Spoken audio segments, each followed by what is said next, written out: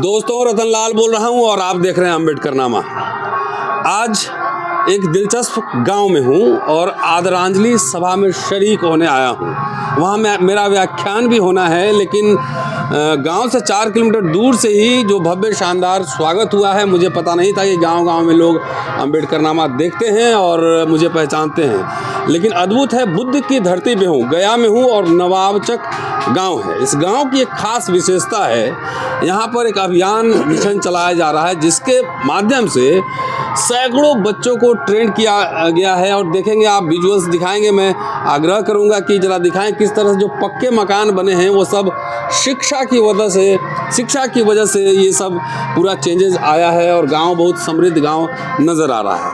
आज एक श्रद्धांजलि सभा में हूँ और बड़ा दिलचस्प है और वो भाषण आप सुनेंगे पूरा जब मैं बोलूँगा।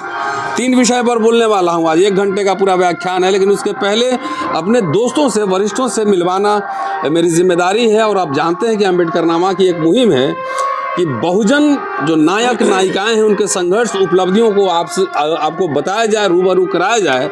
लेकिन अभी जो लोग काम कर रहे हैं और आपके जीवन में एक मूलभूत परिवर्तन ला रहे हैं, उनसे भी उनके संघर्षों से, उनके उपलब्धियों से भी आपको रूबरू कराई जाए। और इस सिलसिले में हमने कई कहानियाँ, कई स्टोरीज आपको बताई हैं। आज मैं जिस गांव में हूँ, नवाबचक गांव में, उसके बारे में बताने वाला हूँ। लेकिन एक दिलचस्प पहले वाकया सुनाता हूँ कि जब भी भारत में, खास तौर से उत्तर भारत में जब बात होती है कि आरक्षण कौन ले गया, तो लोग कहते हैं कि यादव जाटव खा गया, यादव और चमार खा गया, ये कहते हैं। लेकिन उसमें मैंने एक लेख लिखा था, अत श्री यादव जाटव कथा, और उसमें बताया था कि आरक्षण केक नहीं है। इसमें जो लोग थोड़ा सा बोलने वाले होते हैं, दबंग लोग होते हैं, उनको जानबूझ के हटाया ही जाता है। तो इसलिए जो पढ़ेगा, जो समझेगा, ये प्रतिनिधित्व का सवाल है, वही लोग आ पाते हैं और ये सबके लिए खुला है, एक अवसर है। मेरे दादा और दादी कलकत्ता में जूट मिल में मजदूर थे। अगर उनको वहाँ से आरक्षण नहीं मिला रहा था, मेरे पिताजी इनकम टैक्स में क्लर्क नहीं बनते। पिताजी जब बने तो हम लोग 5 भाई सब पढ़े लिखे, 2 प्रोफेसर हैं, एक DSP हैं और लोग काम कर रहे हैं।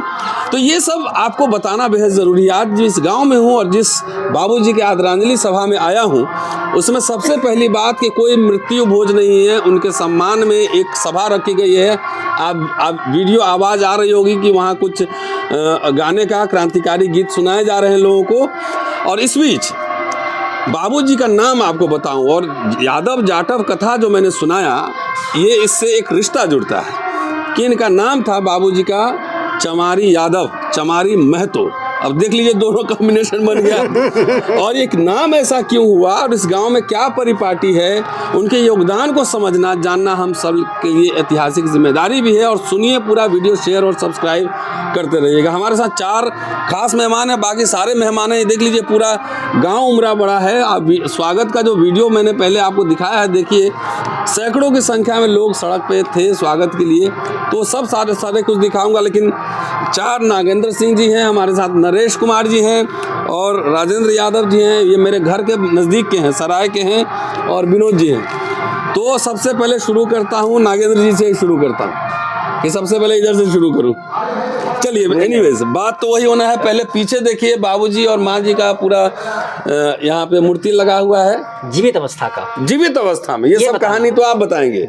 और बुद्ध ज्ञान की भूमि है, इसलिए यहाँ पर नीचे देख लीजिए, जो स्लोगन लिखा हुआ है, जरा नीचे करके लीजिए, ज्ञान स्थल, जानो तब मानो। इतनी यहाँ पे बौद्धिक समृद्धि है और चेतना है। और यहाँ पर बाबूजी के इस पे लिखा हुआ है प्रेरणा स्थल। और प्रेरणा क्या है वो भी आपको बताने वाला हूँ। एक किसान होकर इन्होंने जो संघर्ष किया उसकी भी जानकारी आपको देने वाला हूँ। तो चलिए नागेंद्र जी, आप ही से शुरू करते हैं। ये बड़ा दिलचस्प नाम था, इसलिए मेरी नाम में दिलचस्पी ज़्यादा हुई, क्योंकि जनरली लोग राजनीति में देखेंगे तो जाटवों को और यादवों को भिड़ाने की कोशिश होती है, लड़ाते हैं लोग। तो ये नाम बाबूजी कैसे पड़ा और उनके बारे में जरा बताइए। जी। मेरे दादाजी का नाम गोविंद महतो। मेरे दादाजी 2 थे, 2 भाई थे, गोविंद महतो और रूपन महतो। अच्छा, ऐसे कहिए, गोविंद गोप और रूपन गोप। यहाँ महतो लिखते हैं? हाँ, महतो भी लिखते हैं। अच्छा। यादव महतो लिखते हैं। तो मेरी दादी और दादा को बच्चे होते थे, लेकिन वो क्या था ना कि बीमारियां हुआ करती थी पुराने ज़माने में, इलाज नहीं था, दवाइयां नहीं थी, विज्ञान के लोग संपर्क में नहीं थे, और जो थे भी तो जादू टोना अंधविश्वास पाखंड ढोक ढकोसला में रहा करते थे।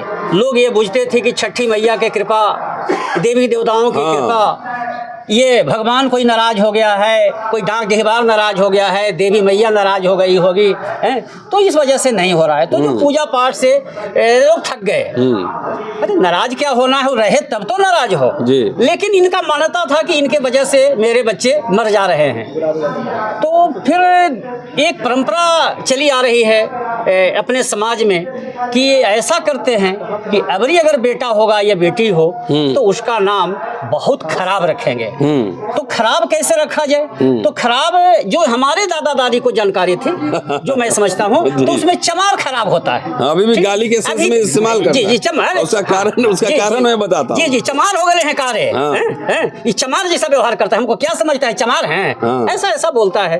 तो हमारे दादा दादी ने सोचा कि ये जो बच्चा पैदा हुआ है जो आगे चल करके चमारू महतो बने, तो इसका नाम हम चमार से जुड़ा हुआ, सबसे खराब जात से जुड़ा हुआ, नीच से जुड़ा हुआ रख दे, ताकि इसको कोई भूत पिचास, जब बहुत नीच होगा तो देवी देवता शायद इसके संपर्क में नहीं आएगा और मेरा बेटा बच जाएगा। अब उसका उत्तर समझ गए कहाँ पे है? उत्तर ये है कि पाखंडवाद जो है, आडंबरवाद, उसको सबसे ज्यादा चुनौती चमारों ने दी। जी बिल्कुल आपने सही कहा सर, एकदम सही कहा। इस साजिश के तहत उसको गाली बना दिया गया। सर मैं आज भी कहता हूँ कि अगर कोई जीना सीखता है कोई जाति, तो चमार का कुल और खानदान वो पढ़ ले और जान ले, और तब समझ जाएगा कि जिया कैसे जाता है, विज्ञानवाद को कैसे बढ़ाया जाए, संविधानवाद को कैसे बढ़ाया जाए, मानववाद को कैसा बढ़ाया जाए, और समतामूलक समाज की रचना कैसे की जाए। तो ये पूरा जो हम देख रहे हैं भी कार्यक्रम जो है पाखंड मुक्त, आडंबर मुक्त है, और जिसको आम भाषा में कहते हैं ब्राह्मणवाद के, इसमें लेश मात्र भी नहीं है। जी बिल्कुल नहीं सर। तो ये आपका परिवार बड़ा लंबा चौड़ा परिवार है, बच्चे भी सब सेटल हैं, बेटा भी, बेटी दामाद सब सेटल है। जी ये अमूमन आजकल ऐसा समझा जाता है कि यादव समाज जो है ना आडंबर पाखंड में बहुत जकड़ा हुआ है, ये भी लोग कहते हैं। जी। तो आपका घर परिवार और समाज जितने लोग हैं, हम समझ सकते हैं कि वो लोग आडंबर मुक्त होंगे 99%। जी। तो ये कैसे ट्रांसफॉर्मेशन हुआ, ये बदलाव कैसे आया? ये बता रहे हैं सर। जब हमने इंजीनियरिंग किया तो उसी समय से मेरे अंदर बहुत द्वंद चलता था। अभी इंजीनियरिंग सर्विस में है? जी सर्विस में है। मैं ग्रामीण विकास विभाग में सासाराम में रोहतास में पोस्टेड हूँ जी। तो बड़ा द्वंद चलता था, सही क्या है गलत क्या है, सत्य क्या है असत्य क्या है, ये मंदिर मस्जिद गुरुद्वारे, ये 33 करोड़ देवी देवताओं और 4 मठ 84 धाम, ये मामला क्या है, मुझे समझ में बात नहीं आ रही थी। इसी क्रम में हमको बीपीएससी में 2 बार हुआ, इंटरव्यू के लिए जा रहे थे, तो मैं सारे देवी देवता को पूज के गया सर। जितने भी घर के बाहर के वो सातों बहनी जो नहीं होता है गाँव के पूरब में, एकदम तो उनको भी पूज करके गए, नहा धो के गए, लेकिन किसी इंटरव्यू में हमको हुआ नहीं सर। नहीं हुआ। ठीक है सर, कहीं कुछ नहीं हुआ। हम तो बचपन से नास्तिक। इसी बीच में सर आपको बता दें कि मैं बहुजन समाज पार्टी, मैं पहले कम्युनिस्ट था, उसके बाद कांग्रेस में गया, और इसके बाद हम बहुजन समाज पार्टी, कांग्रेस में जब हम जा रहे थे तो मैं विश्लेषण कर रहा था कि मेरी यहाँ हिस्सेदारी क्या है, मेरा यहाँ प्रतिनिधित्व क्या है। जब हमने अध्ययन किया कि CWC जो केंद्र का है और जो स्टेट का जो उसका वो कांग्रेस वर्किंग कमेटी है, वहाँ हमारा कोई लोग नहीं था। मुझे लगा कि यहाँ मुझे न्याय कभी मिल नहीं सकता है। ऐसे हालात में हमने विश्लेषण किया कि वही नायक हमारा हो सकता है जो वंशवाद में नहीं हो, जो सब कुछ अपना त्याग करके चला हो, जो दुनिया को देने के लिए चला हो, शोषित समाज को जगाने के लिए चला हो। तो उन दिनों मानवर कांसीराम साहब का पिक्चर मेरे सामने आया, और मैं मानवर कांसीराम के साहब के रास्ते पर चलने वाली पार्टी बहुजन समाज पार्टी को 2003 में ज्वाइन किया। ठीक है सर। वहाँ जब गया सर, नौकरी हमारी बाद में हुई, वही तो नौकरी 2007 में हुई। जब उसमें ज्वाइन किया तो हमको ये राजनीति करके तब नौकरी, आजकल लोग नौकरी करने के बाद राजनीति करने जाता है। इसी क्रम में बचपन में थोड़ा सा पीछे आपको ले चलता हूँ कि मेरे छोटे भाई जो नरेश बाबू हैं, ये 7.5 साल की उम्र में गंभीर बीमार पड़े। मैं इनको इधर से जब हार गए, और पटना सर उन दिनों में देखा नहीं था, मेरे गांव के शायद ही लोग देखे होंगे पटना इस जवार क्या बताएं सर, मैं 8वें तो सर इलाज के लिए गए, गाड़ी छूटने, जब लौट रहे थे पटना से तो गाड़ी छूटने ही वाली थी सर। दौड़ते दौड़ते गाड़ी पकड़ा, लास्ट के डिब्बे में जब घुसा तो वहाँ सर हमको वैशाली के रहने वाले सराय के परम पूज्य विष्णुदेव प्रसाद यादव जी स्वतंत्रता सेनानी से हमारी भेंट हुई। इनके पिताजी राजेंद्र बाबू का भेंट हुई और उन्होंने हमें सर बहुत मार्गदर्शन किया। और आज जो कुछ भी आप सर यहाँ खड़े हैं और मैं किसी के लायक बना हूँ, चाहे वो अम्बेडकरवाद के लायक बना हूँ, चाहे लोहियावाद के लायक बना हूँ, या किसी भी विचारधारा के लायक बना हूँ, और आज जिस हाल में आप देख रहे हैं उसमें अगर किसी की अहम भूमिका है तो उसका नाम है पूज्य विष्णुदेव प्रसाद यादव जी का। इसके बाद जब बहुजन समाज पार्टी में सर कैडर क्लास में आए, कैडर क्लास में आने के बाद मेरा दिमाग खुल गया, जो कन्फ्यूजन था खत्म हो गया कि सारे पाखंड हैं, ढोंग ढकोसला है, अब क्या है सर। मैं तो झंडा ले लिया अम्बेडकरवाद का और शुरू कर दिया पाखंड के खिलाफ, शुरू कर दिया आडम्बर के खिलाफ, मनुवाद और ब्राह्मणवाद के खिलाफ। सर जब शुरू किया, अब तमाशा देखिए शुरू का सर, यही अम्बेडकरवाद ने हमको नौकरी लगा दिया। पहले से नौकरी हो ही नहीं रही थी, अब इसने हमको नौकरी दे दिया, अब तो हो गया पक्की बात। समय कम था और इसमें गलती नरेश जी की है, अदरवाइज पूरे गांव पे डॉक्यूमेंट दिन भर में बात करते ही रहता। नरेश जी गलती, और आज भी 2 घंटा लेट हूँ मैं 8 बजे ही बोला था कि 8 बजे आऊँगा। बहरहाल राजेंद्र जी हैं और इनसे जानेंगे चमारी यादव जी के बारे में, और वो कब पाखंड से बाहर निकले हैं और इसका क्या क्या प्रभाव पड़ा। सबसे पहले तो बतावे नवाब तक की इस धरती को सलाम, जिस धरती ने चमारी यादव जी को पैदा किया, नागेंद्र जी को पैदा किया, नरेश जी को पैदा किया, जो सामाजिक परिवर्तन की लड़ाई को बहुत जो धीमी गति में थे, कछुआ गति में थी, उसमें तीव्र गति ला दिया जी जी आज के दिन। और जब हम पिताजी हमारे स्वतंत्रता सेनानी थे, आप उसी इलाके के रहने वाले हैं। आपके घर से 35 किलोमीटर दूर है? बहुत ज़्यादा दूर नहीं है, मैं बराबर जाता था खाजन यहाँ तुर्की महंत के यहाँ। तो महंत के यहाँ से थोड़ा आगे जाएंगे तो मेरा घर। हाँ, तो वहाँ से फिर वहाँ थे प्रिंसिपल साहब परसा में, देखिए बाबूजी उनको पढ़ने में मदद किए थे, वो प्रिंसिपल बनवाए थे परसा में, वो थे वहाँ बराबर आते थे, शादी ब्याह नहीं किए थे। तो उस जमाने में हम लोग थे, हम तो थे भाई, जब भूमि आंदोलन मुसहरी में चल रहा था 69 में, नक्सल आंदोलन, नक्सल में उनके साथ था। मैं वहाँ से पाखंडवाद के पहले तो सामंतवाद के खिलाफ लड़ाई शुरू किया। मैं पाखंडवाद उस समय बुझता होता नहीं था, मैं सामंतवाद ज़्यादा बुझता था कि जो लोग शोषण कर रहे हैं, सामंतवाद कर रहे हैं। अम्बेडकर के संविधान यह कहता है जस्ट आफ्टर इंडिपेंडेंस, आज़ादी के बाद सब चीज़ मिलना चाहिए, कोई चीज़ मिल नहीं रहा है। तो आक्रोश जो था, क्रोध था, सो हमको इस फ्रंट पर ले आया और हम उस आंदोलन में चले। देखिए, इसलिए डिजिटल करना जो है इन्फॉर्मेशन को बहुत ज़रूरी है। तो राजेंद्र जी के अनुभव क्या हैं, ये जब तक इसको डिजिटल नहीं बनाएंगे, डॉक्यूमेंटेशन नहीं करेंगे, तब तक इतिहास आप नहीं रचेंगे, तब तक इतिहास नहीं बना सकते हैं जी। तो उस जमाने में मुजफ्फरपुर से लेके हाजीपुर तक बहुत सामंत मारे गए, बहुत सामंत मारे गए। तो हमारे एक साथी थे दरोगा, जोड़े पढ़ते थे, उनको जेल के गेट पर मर्डर हुआ, हाजीपुर जेल के गेट पर मर्डर करवाया सामंतों ने। तो उसी समय हम इस आंदोलन में खुद, उसके बाद आते जाते रहे, मैं चला गया भाग करके, हमारा मर्डर हो जाएगा। हमारे एक भाई थे कर्नल यादव, जो फर्स्ट टाउन एडमिनिस्ट्रेटर बोकारो, उनके साथ रह के बोकारो में रहने लगे, बोकारो में कम्युनिस्ट पार्टी करने लगे, आते जाते थे बाबू से। उसी क्रम में नागेंद्र बाबू के साथ हो, और ये बीमार थे नरेश जी।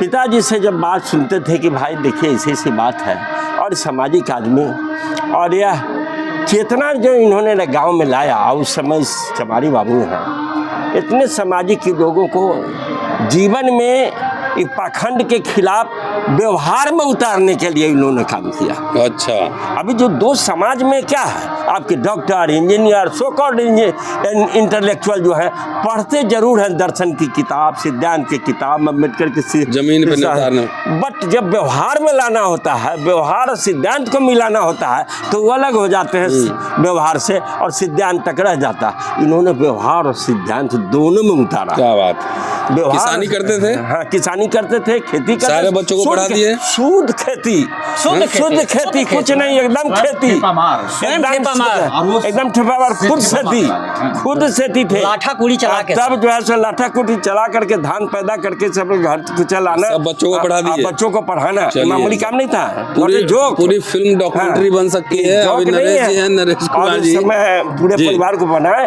और आज देख रहे हैं जिस स्थिति में आप, उनकी देन है, दोनों आदमियों का देन है, जिस समाज को बनाया और ये लोग उस गाड़ी को आगे ले चल रहे हैं। अभियान चला रहे हैं, और अभियान में इन्होंने जो काम किया है, ये अभियान भी एक मजाक नहीं है।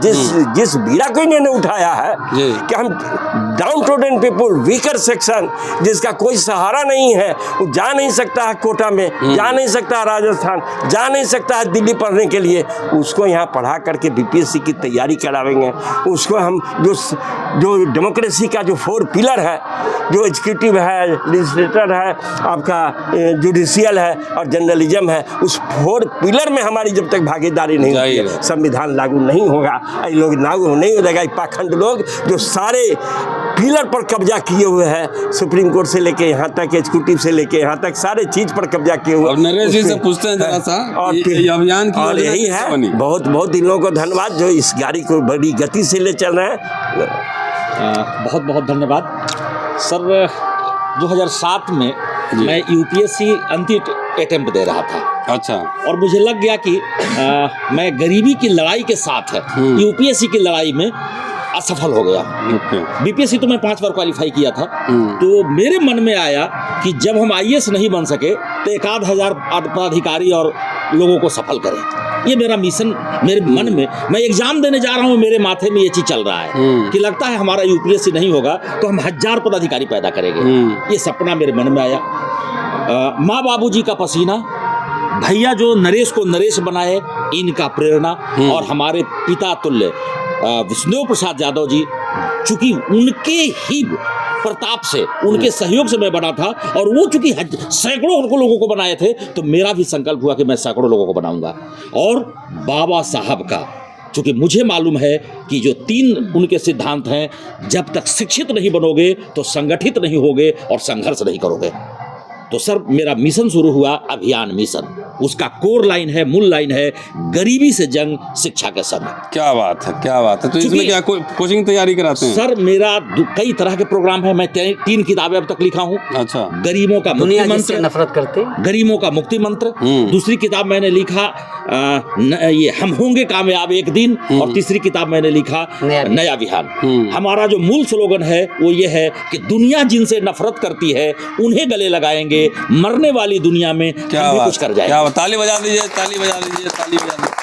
चलिए, और 2 चीज और मैं कहना चाहूंगा कि सर शिक्षा के बदौलत इस इलाके में जो क्रांति हुई है जी, उस क्रांति के साथ साथ सामाजिक और मानसिक परिवर्तन। मैं सर हर साल एक नाटक तैयार करता हूँ। दरुआ ना पिया हो बाजी, बेटी ना ही बेचारी, गौ दान, इस तरह के जो मन में लोगों को डर है उसको खत्म कर देंगे जी। एक सर मैं अभी सेमिनार कर रहा हूँ जहाँ 1000-2000 बच्चे जमा होते हैं। उस का जो मेन वो थीम है वो ये है, ट्रांसफॉर्मेशन ऑफ एटीट्यूड, सोच का रूपांतरण। इस प्रोग्राम में मैं दिमाग के पूरे झोल को जलाता हूँ और उसमें एक विज्ञानवाद, मानववाद, क्षमतावाद, एक वैज्ञानिक परिवर्तन का डालता हूँ। और ये परिवर्तन इस इलाके में हमें उम्मीद है कि बहुत दूर तक जाएगा। हमारी तमाम टीम अभियान की सेना है। अच्छा, जरा दिखाइए, पीछे दिखाइए। सारे लोग सफल हैं। वो देखिए, वो दरोगा है, ये देखिए प्रिंसिपल हैं। सारे लोग इधर आप नजर डालेंगे, देखिए पायलट हैं, पूरा गांव टीचर हैं। जिधर आप ताकेंगे सारा हमारा बच्चा। और उधर और एक चीज और बता दूं सर, अगर कोई सफल नहीं हुआ है तो वो स्वरोजगार और एक बेहतर इंसान के रूप में अपने स्थापित कर रहा है। चलिए, इसको बाबा साहब बोलते थे ना कि जो शिक्षा शेरनी का दूध है, जो पिएगा वो दहाड़ेगा। तो इसे सरकार की ओर से तो हेरा फेरी करने की कोशिशें होती रहती है शिक्षा को लेकर, लेकिन ये व्यक्तिगत प्रयास देख लीजिए कैसे हैं। और आपको याद होगा, अम्बेडकरनामा से 2 बच्चों को विदेश, एक लंदन, एक जर्मनी जा चुका है, एक कलकत्ता में एक बच्ची पढ़ रही, सारा फंडिंग अम्बेडकरनामा से ही हुआ है। मैं गायकवाड़ तो नहीं बन सकता और न राजा चौधरी भीमराव अंबेडकर बन सकता है, लेकिन ये छोटे छोटे प्रयास उस दिशा में प्रयास होते हैं। इसलिए आप सबको जो जितने संगठन चलाते हैं, आप सब लोग को इस पर नज़र रखनी चाहिए कि छोटा छोटा कोशिश, छोटी छोटी कोशिश से हम सुप्रीम कोर्ट का जज, लॉयर, तमाम कुछ बना सकते हैं। मेरे साथ विनोद जी हैं, जरा विनोद जी से भी राय लेते हैं। इधर आइए विनोद जी, इधर आइए, इधर आइए। हमारे छोटे भाई, आपके छोटे भाई हैं, तो जरा पहले ये लगाइए। 2 मिनट का हाँ हाँ जी, बताएं विनोद जी। नवाब चक की धरती पर जी नमन करते हैं। तो आप यहीं रहते हैं कि ये सराय? नहीं, हमारे ये बड़े भाई हैं। हम समझ गए, सराय हम हाजीपुर कलेक्ट्रेट में। हाँ, तो आएंगे तो वहाँ पे जो सराय में चाय बढ़िया मिलता है। बिल्कुल बिल्कुल पिलाएंगे एकदम। जी, बड़े भाई सब लोग बोल दिए सब जी, कुछ, जी। ठीक है। तो और बताएं, कुछ जानते हैं, आपको क्या अनुभव रहा है यहाँ पे? बहुत अच्छा अनुभव रहा अच्छा। यहाँ का। नरेश छोटे भाई, नागेंद्र चलिए, जी। इधर सर, इधर आइए। ये यहाँ के सीनियर सिटीजन हैं और बहुत ही क्रांतिकारी सोशल पॉलिटिकल एक्टिविस्ट हैं। सर, थोड़ा सा अनुभव साझा कीजिए चमारी यादव जी के बारे में, अपने बारे में, पूरे परिवार के बारे में। ठीक है। इस कार्यक्रम के आयोजक नागेंद्र सिंह, पूरे परिवार को मैं क्रांतिकारी अभिवादन करता हूं, और आपको ही रतन बाबू जी, इस धरती पर शुक्रिया। क्रांतिकारी अभिवादन करता हूं और जय भीम करता हूं। जी, जय भीम। तो हम भी बड़ी किसी तरह से थोड़ा बहुत शिक्षा हासिल किया। जी, जब शादी हमारी हुई तो कोई बच्चे पैदा नहीं हो रहे थे। माँ हमारी कहती थी कि मंदिर बनाओ तब काज नहीं हो। तो हम कहली कि मैया ऐसा मंदिर बने बहू कि जिसमें 10 बेटा पैदा हो तो, और 10 मिल के 100 पोता पोती हर एक साल पैदा करेंगे। अरे बाप रे बाप, पूरी सेना फौजी तैयार कर। ये तो हमने जो है सो हाई स्कूल के सपना सोचा, और अपनी कीमती बाप की कमाई और बाल बच्चों के खुराक काट करके, और राजपाल बिहार के नाम से 5 एकड़ 26 डिसमिल जमीन नामांकन थी। बस ताली बजा दीजिए, ये बात है। अम्बेडकरनामा की जारी है। कहाँ पे स्कूल है? चौगाई में है, इमामगंज रोड है। अच्छा, क्या नाम है स्कूल का? स्कूल के नाम तो विष्णुपद जनता उच्च विद्यालय है। क्या बात। लेकिन अभी थोड़ा सा कटिंग हो गया है। कोई बात नहीं, चलिए, नामों में बहुत ज्यादा ये नहीं देखा जाएगा बाद में। तो स्कूल चलते रहना चाहिए। जी, तो बाबा साहब सावित्रीबाई फुले की शिक्षा वगैरह कुछ है कि नहीं? पूरा पूरा पूरा पूरा के पूरा ये है। हम जो है सो साक्षात प्रतिमूर्ति हैं। हम जो है सो बाबा भी शोषित समाज दल के नदी अर्जक संघ के संस्थापक रामस्वरूप वर्मा जी भी हमारे के यहाँ आए। उनकी प्रेरणा यही गुरुआ में वो चुनाव प्रचार में आए थे, उनका खोरिस पोरिस हम ही को लगाया गया था। उनसे प्रेरणा मिला। जगदेव बाबू के भाषण में सुना, और जगदेव बाबू के बात सुन करके मैं पूरा जो है सो एक्टिवेट हो गया, और हमने नारा दिया कि पूजाई कम करो, पढ़ाई तेज करो, ओझाई बंद करो और दवाई तेज करो। क्या बात है। सर, अपना नाम बता दीजिए। मेरा नाम विष्णुपद यादव है, संस्थापक जनता हाई स्कूल चौगाई, और हम बॉडी भी डोनेट किया हूँ। क्या बात है जी। जब हमारी पत्नी डेथ की तो हमने कहा कि ये शरीर जला दिया जाता है, जो इसमें कीमती पार्ट्स हैं जो 28 घंटा तक जीवित रहता है, कोई पार्ट्स जो है सो 18 घंटा तक जीवित रहता है, कोई पार्ट्स 12 घंटा तक जीवित रहता है। एकमात्र आँख है जो 6 घंटा में नुकसान पहुंच जाता है। तो हम ये सोच करके डोनेट किया कि जो ज़रूरतमंद हैं उनको फ्री, हमारे अंदर में जो उपयोगी पार्ट्स हो उसको फ्री प्लांटेशन कराया जाए, और शेष जो शरीर बचे वो जो है सो MBBS पढ़ने वालों को प्रैक्टिकल में काम आवे, प्रैक्टिकल कॉलेज भी दिया जाए। गाँव है भैया, ये पूरा गाँव जो है चलता फिरता लाइब्रेरी है। पूरी दास्तान सुनाने लगूंगा, 1 आध हफ्ता रहना पड़ेगा, आपका खर्चा बढ़ेगा। और इतना जो जागरूकता, ये गाँव आपका खर्च उठाएगा सर। हाँ, आप आइए। जागरूकता, इसलिए ये वीडियो बना रहा हूँ। आज समय कम है, नहीं तो घंटों इसमें मैं बातचीत कर सकता हूँ। और देखिए क्या यहाँ साइंटिफिक बातें हो रही है। गांव में गया से तकरीबन 25-30 किलोमीटर दूर है। 30 किलोमीटर दूर है। पूरा वीडियो देखिए और ये जानिए कि चमारी यादव का इतिहास, कैसे उन्होंने संघर्ष किया और कैसे उनके पूरे बच्चे, पूरा परिवार और गांव कैसे सफलता चूम रहा है। बुद्ध की धरती गया में हूँ और नवाबचक गांव में, और यहाँ पर एक आदरांजलि सभा, चमारी यादव जी के आदरांजलि सभा में आया हूँ। और इस सभा में पिछले एपिसोड में मैंने दिखाया कि मेल मेंबर्स के बारे में दिखाया, और एक बात याद दिला दूं, नरेश जी मेरे साथ हैं इसलिए इसमें बुला लिया इस एपिसोड में कि कम से कम सबसे परिचय एक बार करा दें, और थोड़ा थोड़ा सब बातचीत सब लोगों से करूंगा कि नरेश जी ने अपने माता पिता, मतलब माँ तो अभी जीवित है, माँ को दिखाइए ज़रा सा, और पिताजी की आदरांजलि सभा में हूँ, और जीवित रहते ही 2 मूर्तियाँ इन्होंने बनवा दी, और इधर तथागत की मूर्ति है, और ये पिछले एपिसोड में दिखा चुका हूँ, और मैं ये दिखलाने की कोशिश कर रहा हूँ कि जितने मेल यहाँ पे समृद्ध हैं, पढ़ाई लिखाई में तेज हैं, उनसे कम महिलाएं नहीं है। ये बुद्ध की धरती है, गया से 30 किलोमीटर दूर हो यहाँ पर, और इसलिए इन लोगों से परिचय कराना भी मैं समझता हूँ कि बहुत ज़रूरी था। नरेश जी को बोलता हूँ कि सबसे पहले परिचय करा दें, उसके बाद घर की जो बेटियाँ हैं, बहू हैं, माँ है, माँ से भी बात करूंगा, थोड़ी बहुत जानकारी लूँगा। नरेश जी जरा परिचय करवाइए। सर ये इधर दीजिए जी, ये माँ है जी। हम लोग सारे इन्हीं के पेड़ से हम लोग पूरा ये जंगल हुए हैं जी। और इनका मूर्ति देवी माता जी का नाम हुआ। ये मेरी बड़ी बहन है। अच्छा। इनका नाम बेचनी देवी है। सबका नाम वैसा ही मिलेगा, ज्यादातर हमारे घर में ये बेचनी देवी हैं। ये छोटी वाली बहन है, इनका दयावती नाम है, गांव में तेतरी देवी बोलते हैं। ठीक है। भाभी है बड़ी वाली। अच्छा। ये बड़ी वाली भाभी हैं। उसके बाद इंजीनियर साहब जी, इंजीनियर साहब जी। उसके बाद ये सर बड़ी वाली बेटी है। ये सीनियर डिप्टी कलेक्टर है मोतिहारी में। क्या बात है जी। ये मेरा सर छोटू नाती है, हीरो जी, हीरो। ये मेरी सर बेटी है दीपा। ये दोनों, और ये तीसरी मेरी बेटी है सर, इसका नाम है मानसी श्रेष्ठा लाली। ये मेडिकल की तैयारी कर रही है। ये यूपीएससी की तैयारी दिल्ली में रह के कर रही है। दिल्ली में रहती है? कहाँ पे? जी जी, करोल बाग में जी। ये सर पत्नी है ममता रानी। ये अभी सीडीपीओ हैं, मतलब पुलिस डिपार्टमेंट नहीं, ये चाइल्ड, ये आरा में है। ये मेरी भगनी है सर। क्या बात है जी। और आपको बताऊं सर, ये मेरी बड़ी भगनी है, ये छोटी भगनी है। इसके बाद ये मेहमान है सर। ये मेरे डीएसपी दामाद हैं जी, ये डीएसपी दामाद हैं सर।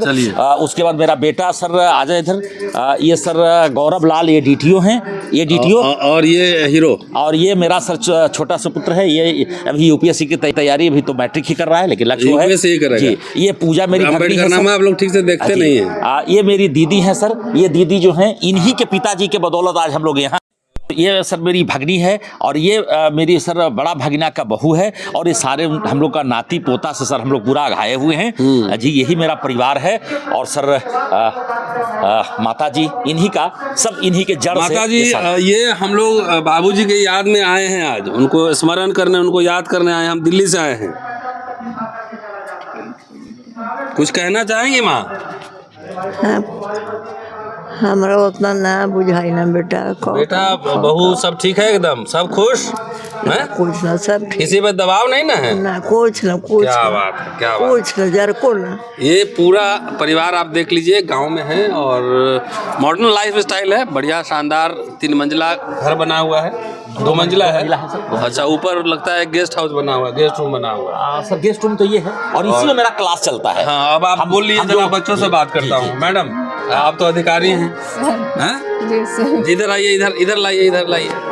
तो क्या जो परंपरा की शुरुआत आपके ससुर जी ने की थी, या आपके घर में है लार्जली, वो जो है क्या आपको लगता है कि आप भी उसको फॉलो कर रहे हैं, या आप पे किसी तरह का दबाव है? नहीं, दबाव किसी तरह का नहीं है। इस परिवार में आके यही सीखा है कि कर्म ही पूजा। ये पकड़ लीजिए जी। यही संदेश हमारे ससुर जी भी देके गए, और उनके बारे में तो यही कहूँगी कि वो एक कर्मयोगी थे, और यही सिखा के गए कि अपना कर्म करते रहना है। तो यहाँ पे एकदम भेदभाव से मुक्त घर है जी सर।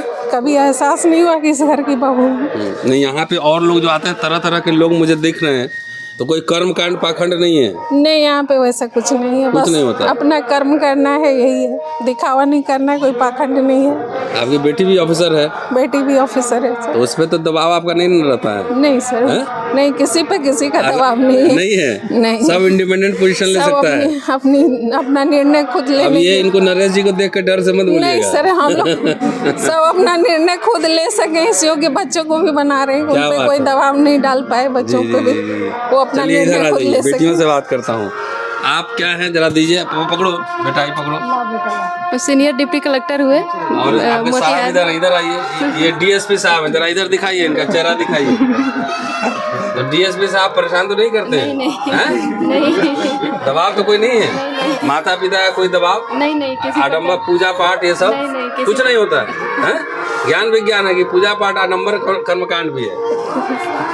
तुम कहाँ पढ़ी हो? Patna women's college. तो दिल्ली में कब से हो? जून से इसी जून से। क्या आईएएस बनना है, आईपीएस बनना है? नहीं आईएएस बनना। आईएएस, चलो अब आईएएस बने क्या करना है फिर? बस देश का सेवा। तो हम लोग क्या कर रहे हैं? जो आप लोग कर रहे हैं उसी को आगे बढ़ाना है। चलो लीडर बनाना है तुम्हें। तुम स्कूल में हो ना? हाँ, अभी 11th में। 11th में हो। क्या बनना है? आईएएस? नहीं मेडिकल डॉक्टर। Medical doctor. देख लीजिए गांव में मुझे लगता है कि दर्जन भर तो आपके घर में हैं ऑफिसर्स हैं, ऑफिसर्स है, और बाकी जो है इन वेटिंग है। अभी कार्यक्रम में सीधे जाना है, सीधे वहाँ पे भाषण करना है, अभी बोलना है चमारी यादव जी को याद करते हुए, ज्ञान विज्ञान अंदर, आडंबर पाखंड बाहर, और सीधा बोलते हुए वहाँ से निकलूंगा एयरपोर्ट। आप देखते रहिए और वीडियो शेयर करते रहिए। कल मुझे दिल्ली, रात में मुझे दिल्ली भी पहुँचना है। शुक्रिया की वॉचिंग एंड शेयरिंग अम्बेडकर नामा। रतनलाल, प्रोफेसर रतनलाल जिंदाबाद, जिंदाबाद, जिंदाबाद,